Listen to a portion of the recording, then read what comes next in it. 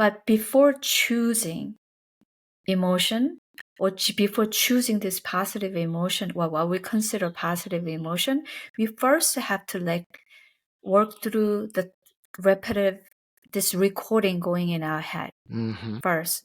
Trying to choose this emotion is active action on denying what's actually happening.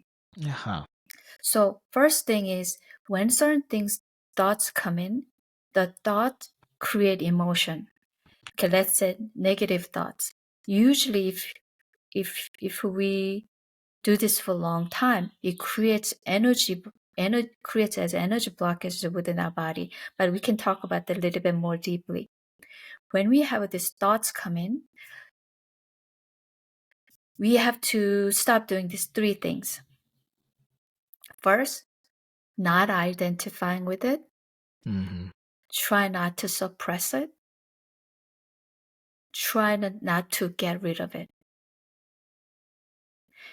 When we do these three things, one of these things, or three are at the same time, we give energy to that thought. We literally give power to our thoughts. But the thoughts, like in a Buddhist tradition, we said the thoughts are just thoughts. That's not us.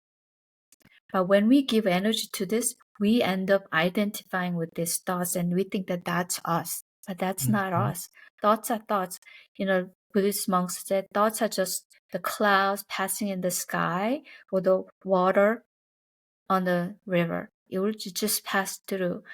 But we give power to it with these three things. So working on not identifying with it, not try to suppress it, not try to get rid of it is the key. We give tremendous power with these three things. The behavior science, already been proven that when we have a certain thought that creates emotion, an energetical emotion within the body, it passes through us. It takes 90 seconds. It takes 90 seconds. If we just give it a time and not doing these three things, it will just pass through us. And it's the same thing with all the animals. And animals know this so well. Have you ever seen two animals fighting each other, almost trying to kill each other? After a few seconds, they just move away and just peacefully walk away. They don't hold on. They don't say, "Oh, you did this to me. I'm gonna hurt you." And how can you do this? They don't have any of this emotion. I remember, I think the ducks are the very good example. There's ducks in the pond, pecking each other, almost bleeding. And then after a few minutes, they just peacefully swim away. And they don't think about what happened. They don't think of what he or she did this to me. By doing this, we hold on energetically and create blockage within the body. Literally blockage within the meridian system. I don't know if you've ever seen a acupuncture points, meridian system with acupuncture points along the meridian. Literally, it creates blockages based on that emotional energy. So acupuncture is actually simply going to those specific points to open them up. But if people go back to the same lifestyle, same relationship, same dynamic, they'll block again. This is why I keep seeing people, okay, we work on it, they feel great, then they come back with the same symptom over and over. And this is why I start talking to them about the connection between the emotion and the body and let them work through it. And me being the guide to work on the root of the issue. Oftentimes it can be based on relationships or based on our belief about ourselves. It's